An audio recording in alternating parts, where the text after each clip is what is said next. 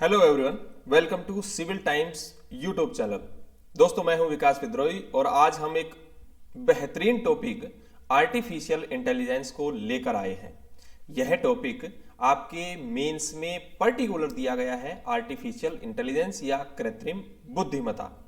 दोस्तों, जैसे जैसे इंसानी सभ्यता का विकास हुआ, वैसे वैसे एक दूसरे देश होड़ लगी और आगे बढ़ने की चाह थी। इसी चाह को बढ़ाने के लिए उन्होंने मशीनों का विकास किया और भारत की नीति आयोग जो राष्ट्रीय सुरक्षा और शोध या कहा जाए प्रौद्योगिकी में विकास करना चाहता है, मशीनों में सोचने समझने व हालात के हिसाब से फैसले लेने की शक्ति भी इजाद की गई या विकसित की जा रही है। वर्तमान समय में अगर देखा जाए तो मशीनें चुपके चुपके हमारे जीवन में दाखिल हो रही है। आज हम इसी बेहतरीन टॉपिक को स्टार्ट करने से पहले मैं आपको बता दूं कि आप सबसे पहले इस YouTube चैनल को सब्सक्राइब कर लीजिए और हमारे सोशल मीडिया हैंडल को जरूर फॉलो करें, क्योंकि नई अपडेट्स आपको वहीं से मिलेंगी। और हम अभी आपके लिए मेंस के हिसाब से क्वेश्चंस लेकर आ रहे हैं, जिसका आप प्रैक्टिस भी कर सकते हैं। चलिए दोस्तों, आज के सेशन को स्टार्ट करते हैं। आर्टिफिशियल इंटेलिजेंस, कृत्रिम बुद्धिमत्ता, यह क्या होती है, इसका विकास कैसे किया गया है, कौन कौन सी स्थितियों में इसका फायदा लिया जा सकता है, या कंक्लूजन क्या रहेंगे, और करंट ये मतलब जो वर्तमान में जो नीतियां हैं उनका किस तरीके से फायदा लिया जा सकता है या बनाई जा रही है। चलिए दोस्तों, सेशन को स्टार्ट करते हैं। सबसे पहली बात है, कृत्रिम बुद्धिमत्ता या आर्टिफिशियल इंटेलिजेंस होती क्या है। कृत्रिम बुद्धिमत्ता के अंतर्गत मशीनों में मानव जैसी बौद्धिक क्षमता या सोचने समझने की शक्ति को विकसित करना है, उसका प्रयास करना है, ताकि मशीनें परिस्थितियों के अनुरूप निर्णय ले सके, बिना मानवीय आदेशों के यह कार्य कर सके। आप यह सोचते होंगे कि मशीन कैसे काम करे। आप डेली अपने स्मार्टफोन को यूज करते हैं और उसमें भी कृत्रिम बुद्धिमत्ता है। किस आधार पर? आप कुछ भी टाइप करते हैं और टाइप करने से पहले ही आपको मोबाइल बता देता है कि आप शायद यह वाला टाइप करने वाले हैं या ये वाला वर्ड टाइप करने वाले हैं। वह ऑटो करेक्शन भी देता है कि आप जो लिख रहे हैं उसकी सही स्पेलिंग जो रहेगी वो ये रहेगी। तो हम क्या कर रहे हैं, उसका उपयोग मोबाइल फोन में कर रहे हैं। या फिर आप जब मेट्रो को देखते हैं तो आजकल दिल्ली की मेट्रो ऐसे विकसित कर दी गई है जो अपने खुद से स्टेशन पर रुकना, स्टेशन पर चलना होता है, मतलब वह अपने आधार पर निर्णय ले सकती है। लेकिन अभी हाल फिलहाल में ड्राइवर इस वजह से बिठाया जाता है कि लोगों को एक भय पैदा ना हो। उसके बाद आर्टिफिशियल इंटेलिजेंस को देख रहे हैं कि क्या होता है जब कोई मशीन या उपकरण परिस्थितियों के अनुकूल सीखकर समस्याओं को हल करता है, तो वह एआई, आर्टिफिशियल इंटेलिजेंस या कृत्रिम बुद्धिमत्ता के दायरे में आती है। अगर इससे सरलतम शब्दों में देखा जाए या साफ शब्दों में कहा जाए तो आर्टिफिशियल इंटेलिजेंस का अर्थ है कि मशीन जो सोचने समझने और निर्णय लेने की क्षमता का विकास करती है। इसी आधार पर या कहा जाए आर्टिफिशियल इंटेलिजेंस कंप्यूटर साइंस का सबसे उन्नत रूप माना जा रहा है। यह भविष्य की दुनिया देखी जा रही है। इस रूप में इसमें एक ऐसा दिमाग बनाया जाता है जिसमें कंप्यूटर सोच सके, कंप्यूटर का ऐसा दिमाग हो जो इंसानों की तरह काम कर सके, सोचने समझने फैसले लेने की शक्ति उसी के आधार पर हो। आर्टिफिशियल इंटेलिजेंस की शुरुआत को देखते हैं कि सबसे पहले कब आरंभ हुआ था। तो एआई का जो प्रारंभ किया गया था या आरंभ जो हुआ है वो 1950 के दशक में देखा गया, लेकिन इसकी महत्ता जो थी या इसका जो इंपॉर्टेंस जो बढ़ा था वो 1970 के दशक में इसको पहचान मिली। मतलब इसका प्रारंभ तो 1950 में हुआ, लेकिन धीरे धीरे धीरे धीरे जैसे ये बढ़ा तो 1970 के आसपास ये समझ में आने लगा कि कुछ इस प्रकार की भी दुनिया है। जापान ने सबसे पहले इस ओर पहल की और 1981 में 5th जनरेशन नामक योजना की शुरुआत की। इसमें सुपर कंप्यूटर के विकास के लिए 10 वर्षीय कार्यक्रम की रूपरेखा प्रस्तुत की गई और इसी के बाद धीरे धीरे अन्य देशों का भी इस ओर ध्यान गया। ब्रिटेन ने इसके लिए एलवी नामक एक प्रोजेक्ट बनाया। यूरोपीय संघ ने देशों में भी एस्प्रिट नाम के कार्यक्रम की शुरुआत की गई। ये दोनों ही कार्यक्रम किसके लिए थे? आर्टिफिशियल इंटेलिजेंस को लेकर थे। इसके बाद 1983 में कुछ निजी संस्थाओं, प्राइवेट जो ऑर्गेनाइजेशंस हैं, उन्होंने इस ओर ध्यान दिया और उन्नत तकनीक को, जैसे VLSI, very large scale integrated circuit का विकास करने के लिए micro electronics and computer technology का स्थापना की। अब देखना, यह जो रोबोटिक्स है या कहा जाए आर्टिफिशियल इंटेलिजेंस है, इसके 3 यूनिवर्सल नियम हैं। और ये 3 यूनिवर्सल नियम किसने दिए? तो इसके एक वैज्ञानिक है आइजैक आसिमोव।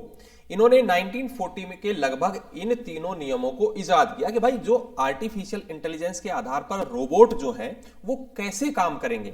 अब रोबोट जैसे ही आपके दिमाग में आता है तो एक इंसानी जैसी स्वरूप या संरचना जो आपके लिए काम करे। हो सकता है 2, 4, 5 साल के बाद आपके साथ एक रोबोट रहे और आप उस रोबोट के आधार पर, या कहा जाए सुबह सुबह जैसे ही उठें तो आपके लिए वह चाय बना दे, आपके लिए नाश्ता बना दे, आपसे पूछ ले कि कौन सी किताब चाहिए वो ला कर दे दे, आपसे पूछे कि मार्केट से मुझे क्या क्या लेकर आना है वो सामान लेकर आए, तो आपके लिए एक असिस्टेंट का काम करने लगे। उसके लिए कुछ नियम्स हैं कि 3 यूनिवर्सल जो नियम है वो क्या है। सबसे पहले है रोबोट मनुष्य अपने स्वामी के द्वारा दिए गए निर्देशों का पालन करे। मतलब जो भी उसे पालन या जो भी एडवाइस या जो भी उसे निर्देश मिले उन निर्देशों का वह पालन करे। सेकंड, रोबोट किसी भी मनुष्य को नुकसान ना पहुंचाए। और तीसरा, विकट परिस्थितियों में रोबोट अपने अस्तित्व मतलब खुद की सुरक्षा कर सकता हो, लेकिन उन दोनों जो फर्स्ट और सेकंड नियम है उनका उल्लंघन नहीं होना चाहिए। नेक्स्ट देखते हैं, AI जो रोबोटिक सिस्टम है इसके द्वारा काम किया जाता है। ये इसकी शुरुआत 1950 में जैसे हुई, लेकिन इसके जो स्थापना किसके द्वारा की गई थी, तो यह थे जॉन मैकार्थी, एक वैज्ञानिक हैं, इनके द्वारा आर्टिफिशियल इंटेलिजेंस की शुरुआत की गई थी। आर्टिफिशियल इंटेलिजेंस के कितने टाइप्स होते हैं? आपके मेंस में पूछ सकता है कि कितने टाइप्स हैं, किस प्रकार के हैं, कैसे काम करता है, या इसकी इंपॉर्टेंस किस प्रकार से रही है। तो इसके जो टाइप्स हैं वो पहला है पूर्णतः प्रक्रियात्मक, मतलब आपकी रिएक्टिव होनी चाहिए कि आप जैसा ही उसे आदेश दें वह वापस उसका रिप्लाई भी करे। सेकंड, सीमित स्मृति, लिमिटेड मेमोरी होनी चाहिए। फिर तीसरा है मस्तिष्क की सिद्धांत, ब्रेन थ्योरी, मतलब आपका जो दिमाग है वो किस तरीके से सोचने समझने की शक्ति रखता है। और सेल्फ कंक्लूजन, मतलब आत्मचिंतन या आत्मचेतन, मतलब खुद से खुद को सोचने समझने की शक्ति हो, मनन करने की शक्ति हो। आजकल एक जैसे ही रोबोटिक्स की दुनिया या AI का नाम आता है तो आपके दिमाग में आता है कि एक ऐसी कार का निर्माण किया जाए जो कार में ड्राइवरलेस हो, मतलब जिसमें ड्राइवर ना हो और आप बैठे हो, वह अपने निर्णय के आधार पर ही मार्केट जाए, अपने आधार पर ही बैग, अपने आधार पर ही चले, या फिर साइड लेते हुए वह आपको गंतव्य तक पहुंचाए। तो स्वचालित कारों का निर्माण अभी एक चर्चाओं में रहा है सोफिया नामक रोबोट। देखिए, सोफिया जो रोबोट था वो फेसबुक के द्वारा डेवलप किया गया, या फिर उसी सोफिया के द्वारा क्या कर लिया गया कि भाई वो काम कैसे करे, या उसके द्वारा ऐसे निर्णय भी लिए गए कि जो इंसानों की तरह निर्णय लिए जाते थे। तो इसमें बोलने की, किसी व्यक्ति को पहचानने की, प्रश्नों को बुद्धि के उत्तर देने की, प्रश्नों के आधार पर बुद्धि से अपने उत्तर दे। तो IBM कंपनी के द्वारा कृत्रिम बुद्धि से लैस डीप ब्लू एक कंप्यूटर है जिसमें कोस्पोरोव एक क्या है खिलाड़ी है, और उस खिलाड़ी को इस AI के आधार पर कंप्यूटर ने हरा दिया था। यह कोस्पोरोव जो थे वो बेहतरीन खिलाड़ी हैं शतरंज के। दूसरा, गूगल के अल्फागो ने मानव के कंप्यूटर बोर्ड को गो, मतलब एक खेल है गो, उस में क्या है कंप्यूटर ने मानव को हरा दिया था। तो इसी आधार पर आने वाले समय में बहुत बेहतरीन इसके रिजल्ट जो है मिलने वाले हैं। अब इसके अनुप्रयोग, मतलब इसके क्या क्या हमारे दैनिक जीवन में उपयोग हो सकते हैं, तो हम पहली बात है कंप्यूटर गेम में इसका उपयोग ले सकते हैं, प्राकृतिक भाषा प्रसंस्करण नेचुरल लैंग्वेज प्रोसेसिंग में ले सकते हैं, एक्सपर्ट सिस्टम को बनाने में कर सकते हैं, विजन सिस्टम दृष्टि प्रणाली को देखने में या उसको डेवलप करने में कर सकते हैं, हम आवाज को पहचानने में स्पीच रिकॉग्नाइजेशन में कर सकते हैं, इंटेलिजेंट रोबोट को मतलब बुद्धिमान रोबोट को बनाने में, आपका जो स्पीच रिकॉग्नाइजेशन है, इसका मतलब आप गूगल पर जो भी बोलते हैं वो आपकी आवाज को पहचानता है और उसी के आधार पर वह क्या देता है, उत्तर देता है। इसके अलावा किसी बेहद जटिल सिस्टम को चलाने में, नई दवाओं को तैयार करने में, केमिकल को तलाश करने में, जो खनन है माइनिंग उद्योग में, अंतरिक्ष में, शेयर बाजार में, बीमा कंपनियों में, मानव जीवन का कोई भी क्षेत्र ऐसा ना बचा है जिसमें आर्टिफिशियल इंटेलिजेंस का दखल ना हो। आने वाले समय में यह अपने पैर धीरे धीरे हर ओर बढ़ा रहा है या हर क्षेत्र में अपने पैर पसार रहा है। भारत में आर्टिफिशियल इंटेलिजेंस की अब संभावनाएं क्या हो सकती हैं? आपसे पूछ सकता है कि भविष्य में आर्टिफिशियल इंटेलिजेंस की क्या संभावनाएं हैं, तो सवाल बन सकता है।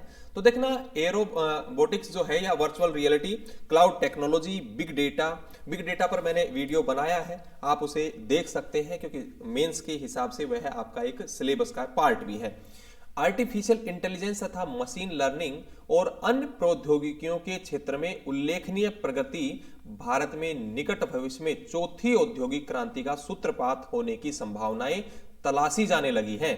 नीति आयोग के जो सीईओ हैं अमिताभ कांत जी, उनके अनुसार कृत्रिम बुद्धिमत्ता देश में व्यवसाय करने के तरीकों को बदलने जा रही है। विशेष रूप से देश के सामाजिक और समावेशी कल्याण के लिए नवाचारों में विशिष्ट रूप से इसका उपयोग किया जाएगा। जो आपकी एआई है, इसके अंदर अब बीटेक कोर्स भी करवाए जाएंगे, छोटे कोर्स भी करवाए जाएंगे, जिसके आधार पर आपको उसमें क्या मिले, डिग्री ले सके और उसमें आगे बढ़ सके। वर्तमान बजट में सरकार ने 5th जनरेशन टेक्नोलॉजी स्टार्टअप के लिए 480 मिलियन डॉलर का प्रावधान किया है, जिसमें आर्टिफिशियल कृत्रिम बुद्धिमत्ता, machine learning, internet of things, 3D printing, blockchain system. इसके अलावा सरकार कृत्रिम बुद्धिमत्ता, artificial intelligence, robotics, digital manufacturing, big data, intelligence, real time data, quantum communication के क्षेत्र में शोध, प्रशिक्षण, मानव संसाधन और कौशल विकास को बढ़ावा देने की योजना बना रही है। इससे पहले अक्टूबर में केंद्र सरकार ने 7 सूत्री रणनीति तैयार की थी, जो आर्टिफिशियल इंटेलिजेंस का एक इस्तेमाल करने के लिए भारत के सामरिक योजना, सामरिक का मतलब होता है जहां सीमा और सुरक्षा तीनों क्षेत्र जुड़े, का आधार तैयार करेगी। इसमें प्रमुख है मानव मशीन की बातचीत के लिए विकासशील गतिविधियां बनाना। अब आर्टिफिशियल इंटेलिजेंस और R&D जो कि इसमें निर्माण करना है, एक सक्षम कार्यबल का निर्माण करना है। आर्टिफिशियल इंटेलिजेंस सिस्टम की सुरक्षा सुनिश्चित करना है। एआई के नैतिक, कानूनी और सामाजिक जो परिदृश्य है उनको देखना है, या जो भी बेंचमार्क हैं उनके माध्यम से इसका मूल्यांकन करना रहेगा। सावधानी भी जरूरी है, क्योंकि यह आर्टिफिशियल इंटेलिजेंस हो सकता है कि इतनी डेवलप हो जाए और डेवलप होने के बाद हम इन रोबोट के गुलाम भी बन जाए। फेसबुक ने 2 रोबोट बनाए और रोबोट बनाने के बाद उनकी आपस में बातचीत करवाना स्टार्ट किया। बातचीत जैसे ही उन्होंने करना स्टार्ट किया, उसके 2 ही मिनट के बाद उन्होंने एक ऐसी भाषा को इजाद कर लिया जो कि इंसानों से परे थी और वह एक अलग ही दुनिया में बातचीत करने लगे। तो हो सकता है कि यह रोबोट आने वाले समय में हमारे ऊपर कब्जा कर लें, तो यह हमें ध्यान रखना जरूरी है। आपने रोबोट मूवी को भी देखा होगा, जो फिल्में हैं, या हॉलीवुड की जो मूवी देखी है उनमें आपने देखा है कि रोबोट कितने ताकतवर हो सकते हैं। तो आर्टिफिशियल इंटेलिजेंस से हमारे रहने और कार्य करने के तरीकों में व्यापक बदलाव आएगा। रोबोटिक्स और वर्चुअल रियलिटी जैसे तकनीकों से तो उत्पादन और निर्माण के तरीकों में क्रांतिकारी परिवर्तन देखने को मिलेंगे। ऑक्सफोर्ड यूनिवर्सिटी ने एक अध्ययन के मुताबिक अकेले अमेरिका में अगले 2 दशकों में 1.5 लाख रोजगार भी खत्म हो जाएंगे, ऐसा अनुमान लगाया जा रहा है। अब कृत्रिम बुद्धिमत्ता के प्रभाव क्या हो सकते हैं कि भाई जैसे ही रोबोट आएंगे तो बेरोजगारी, अनएम्प्लॉयमेंट बढ़ेगा, लोगों को काम करने में क्या रहेगा, काम नहीं मिलेगा, क्योंकि रोबोट से काम करवा लेंगे। इसी के आधार पर उच्च कीमत रहेगी, लागत में बढ़ोतरी होगी, मशीनें जैसे ही बनेंगी तो लागत बढ़ेगी। रचनात्मक शक्ति को खत्म कर सकती है, खतरनाक हथियारों का भी निर्माण हो सकता है कि मान लीजिए हमने रोबोट बनाए और वो रोबोट ऐसे हथियार बना दे जो इंसानों की कल्पनाओं से परे थे, सही और गलत का फैसला करने में असमर्थ है। मानव अपने दिमाग के आधार पर जो मानवीय मूल्यों को, या कहा जाए हम एक मानवता के भाव को रखते हैं, लेकिन रोबोट जो एक मशीन है उस भाव को नहीं रख पाएंगे और अनुभव में बेहतर नहीं हो सकती है मशीनें। उसके बाद आते हैं निष्कर्ष के ऊपर कि कंक्लूजन क्या निकल कर आता है। अभी यह तकनीक अपने विकास के प्रारंभिक दौर में है, अभी हम इसे धीरे धीरे जीने लगे हैं, लेकिन इसके सकारात्मक पॉजिटिव और नेगेटिव दोनों परिणाम हो सकते हैं। यह हमारे लिए एक लिमिटेड दायरे में देखा जाए तो ठीक भी है, लेकिन इसके अगर हम ज्यादा प्रयोग करते हैं या इसे हम अपने जीवन में उतार लेते हैं, मशीनें जो हैं वो मानव जीवन के लिए हैं, जबकि मानव जीवन के लिए मशीनें नहीं हैं। तो मशीन का कितना भी उन्नत स्वरूप विकसित कर लिया जाए, लेकिन मानवीय संवेदनाओं, भावनाओं को, अच्छे बुरे का भाव पैदा करना या उन्हें सोचने समझने की शक्ति इत्यादि गुणों का स्थान कभी भी मानव से नहीं ले सकती हैं। ये मशीनें हैं और इन मशीनों को हम किसी भी काम को सरल बनाने के लिए उपयोग में लेते हैं। उसके बाद मैंने कुछ क्वेश्चंस डाले हैं, यह क्वेश्चंस पर आप प्रैक्टिस कर सकते हैं क्योंकि आपसे सवाल पूछा जाएगा। तो आपसे कुछ सवाल हैं मैंने दिए हैं, आप अपने जो भी रजिस्टर है या नोट कर सकते हैं कि वर्तमान समय में कृत्रिम बुद्धिमत्ता की महत्वपूर्ण क्यों है या किस तरीके से इंपॉर्टेंस रही है इसकी। दूसरा, कृत्रिम बुद्धिमत्ता से आप क्या समझते हैं। तीसरा, मानव जीवन को देखते हुए भविष्य में कृत्रिम बुद्धिमत्ता में क्या अवसर हो सकते हैं। और मैंने चौथा क्वेश्चन जो डाला है वो है कृत्रिम बुद्धिमत्ता के सकारात्मक और नकारात्मक पहलुओं पर प्रकाश डालिए। थैंक यू दोस्तों, आप लोग बने रहिए सिविल टाइम्स यूट्यूब चैनल पर, सोशल मीडिया को आप जरूर फॉलो कर लें और इसी तरीके से हम बेहतरीन टॉपिक्स को आपके साथ साझा करेंगे। बहुत बहुत धन्यवाद दोस्तों, थैंक यू।